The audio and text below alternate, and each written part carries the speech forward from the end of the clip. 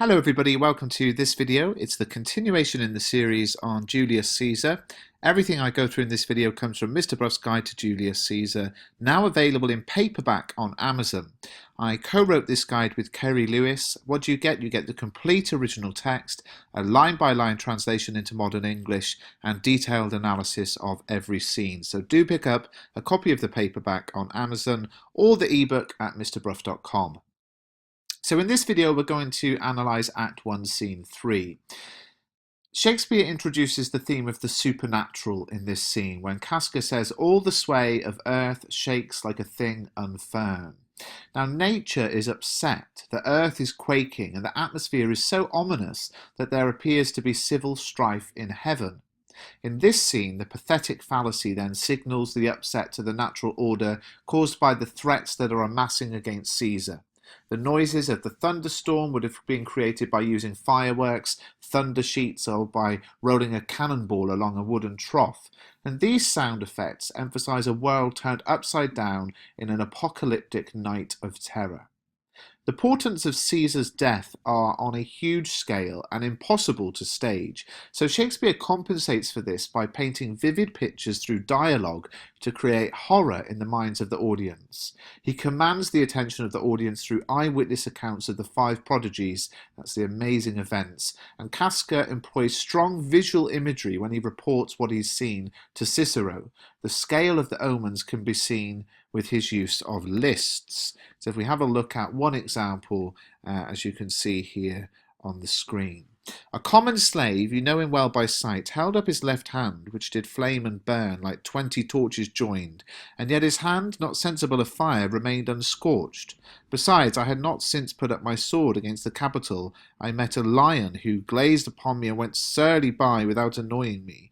And there were drawn upon a heap 100 ghastly women, transformed with their fear, who swore they saw men in all in fire walk up and down the streets. And yesterday the bird of night did sit, even at noonday, upon the marketplace, hooting and shrieking. So what do we see here? We've got fire imagery, which symbolises the anger of the gods. The slave's unburnt hand can only be explained as being supernatural. We've got wild animals roaming the streets like the lion, contributing to the threatening tone, and their unnatural behaviour is unsettling. We've got 100 eyewitness accounts confirming that men on fire are walking in the streets, making this more credible and believable. And then we've got uncharacteristic behaviour from an owl that comes out at night, the onomatopoeic verbs hooting and shrieking, adding to the threatening tone.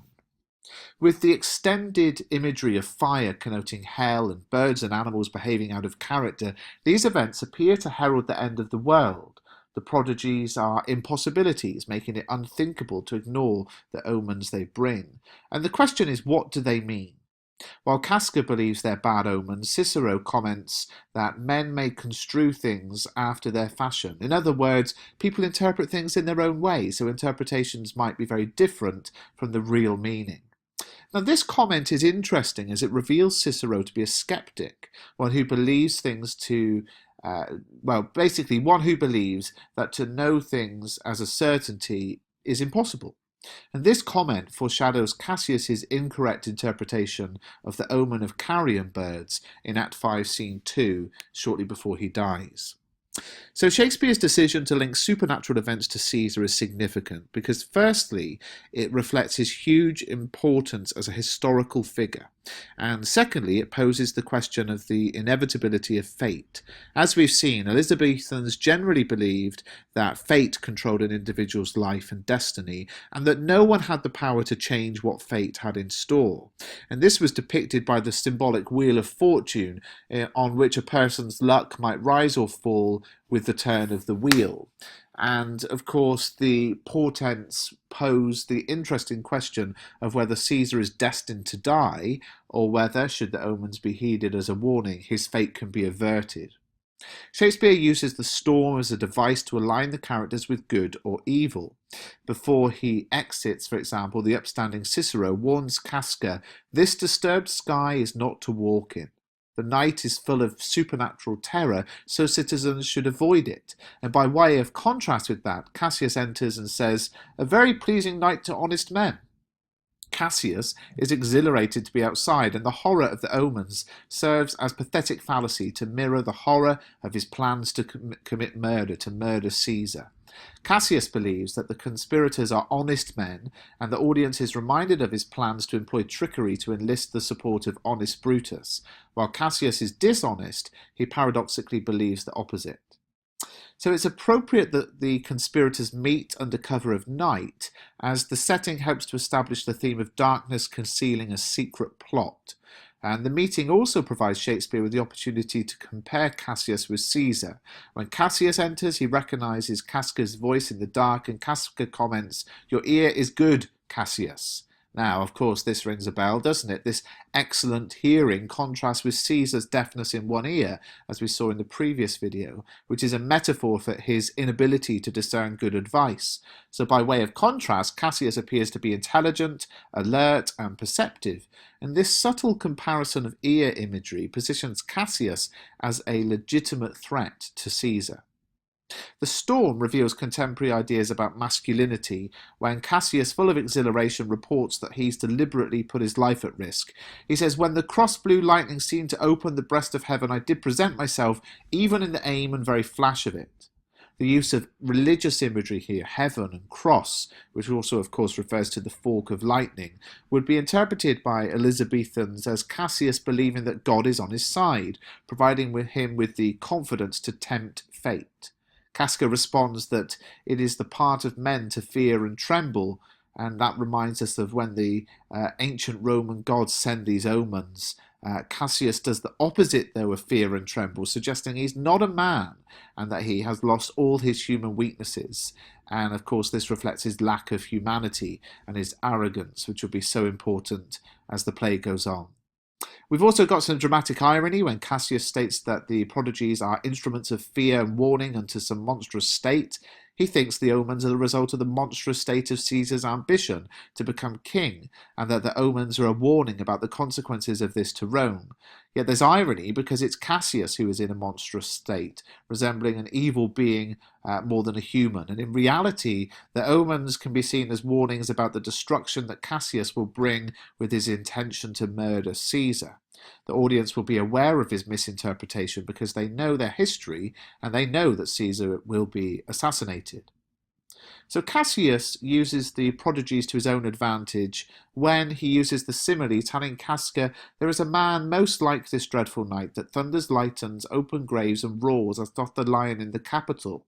He does not directly name Caesar, as he is sounding Casca out, but the simile functions to establish a problem, inviting Casca to name Caesar, after which Cassius can propose the solution. So the audience is therefore provided with further evidence of Cassius's skill and intelligence when developing his assassination plans.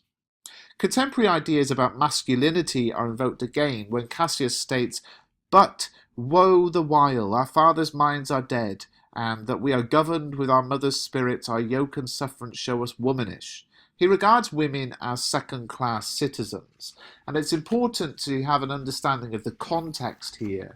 Mother's spirits and womanish have negative connotations, implying weakness. We've already seen physical weakness with Caesar, so Cassius implies that the real reason for the portents is that Caesar's not masculine enough to rule.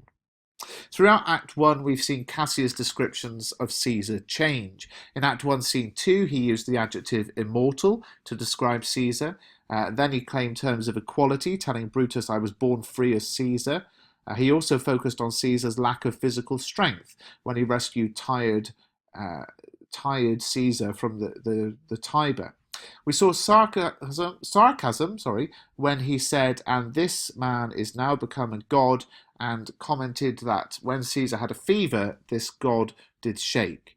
He used femininity as an insult, calling the recuperation of Caesar, describing Caesar as a sick girl. And in this scene, his language escalates. He calls Caesar a tyrant. He becomes progressively more insulting to the point that he calls Caesar vile a thing, thus stripping him of his humanity. So by describing Caesar as weak and tyrannical, it would be easier for Cassius to kill Caesar in his honourable, dangerous enterprise. The juxtaposition of honourable with dangerous is interesting because, being aware of the risk to himself, Cassius is positioning himself as a hero. The noun enterprise also has positive connotations of a bold, daring undertaking. Once more, his choice of vocabulary illustrates his cleverness and his ability to manipulate the thoughts of others. In this scene, evil prevails despite the warning of the portents, which are misinterpreted, and it seems inevitable that Cassius will take advantage of Brutus's credibility. He knows Brutus will not question whether the letters distributed under cover of night are genuine. We learn that Cassius's conspirators need the support of noble Brutus because he sits high in all the people's hearts. His reputation and respectability are such that once he is completely won over to their cause, their actions will be validated in the eyes of the people, and a new phase of the conspiracy will then begin. Let's finish off by looking at Freytags Pyramid. The events so far can be analysed looking at Freytags Pyramid. Of course, Gustav Freytag, the 19th century novelist who saw common patterns in the plots of novels and plays and developed this diagram to analyse them. So Act 1 ends the exposition. The audience has learnt about the setting, the characters and their concerns. In Act 1, Scene 1, we met, of course, the commoners celebrating Caesar's return, which was in direct contrast and conflict to the concerns of Marullus and Flavius. Then in Act 1, Scene 2, we met the remaining characters, Caesar, Antony, Calpurnia, Brutus, Cassius, Casca, and in minor capacities, Portia, Decius, Cicero, and the soothsayer.